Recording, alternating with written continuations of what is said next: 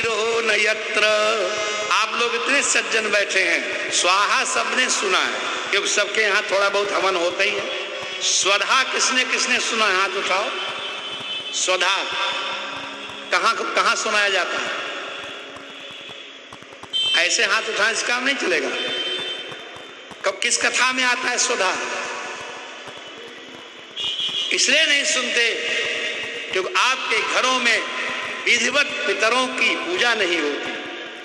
जब आप श्राद्ध पक्ष में अपने पिता माता दादा का श्राद्ध करते हैं तो आपको ऐसा लोगों ने बता रखा है कि एक ब्राह्मण को भोजन करा देना, श्राद्ध हो गया।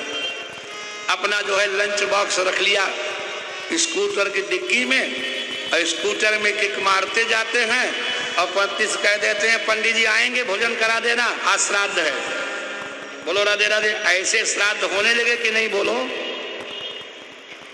श्राद्ध में लिखा है कि श्राद्ध के एक दिन पहले व्यक्ति को एक समय का भोजन त्याग देना चाहिए, धरती पर शयन करना चाहिए, दूसरे दिन बिना जल पिए ही समस्त स्नान आदि करके और फिर स्वयं अगर सामर्थ्य है तो स्वयं, नहीं तो एक आचार्य बुला करके सुंदर आसन बिछा करके तिल, सफेद पुष्प, कुशा और जौ और कलश लेकर के बैठना चाहिए और फिर अपने पितरों का आवाहन करना चाहिए। अस्मत् पिता अमुक नामा अमुक गोत्रोत्पन्न वसुस्वरूप इदम तिरोदकम तस्मै स्वधा नमः, तस्मै स्वधा नमः, तस्मै स्वधा नमः। इस तरह से पितरों को जल दिया जाता है, पिंड दिया जाता है। तो पितरों के लिए होता है स्वधा और देवताओं के लिए होता है स्वाहा। समझे? जब देवता को आप देते हैं आहुति तो देवता की तृप्ति होती है स्वाहा से। ये क्यों होती है? यस्य नास्ति गृहे माता पत्नी वा पतिदेवता अरण्यं तेन गंतव्यम यथा अरण्यम तथा गृहम। आजीवन अगर कोई तृप्त कर सकता है मरते दम तक जीव को, तो या तो माता कर सकती है या पतिव्रता पत्नी कर सकती है। तीसरा कोई संसार में ऐसा नहीं जो उतनी ही श्रद्धा से जीवन भर भोजन परोसे। बोलो सहमत हो कि नहीं? भोजन परोस सकती हैं तो ही केवल। कौन कौन बिटिया?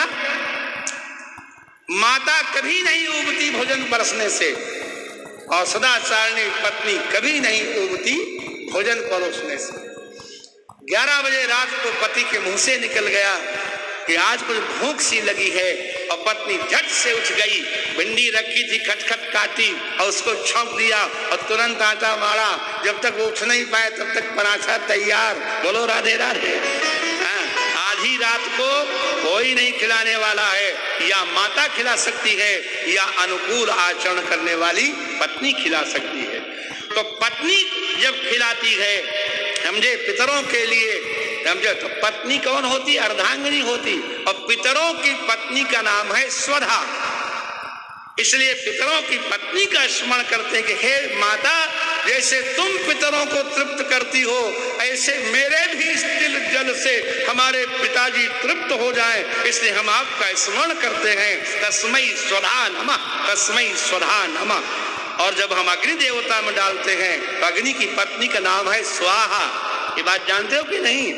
तो अग्नि से भी हम प्रार्थना करते हैं कि हे अग्नि देवता, जैसे स्वाहा देवी आपको तृप्त करती है ऐसे ही मेरी इस आहुति से इंद्रादि देवता तृप्त हो जाएं, इसलिए हम आपका नाम लेते हैं।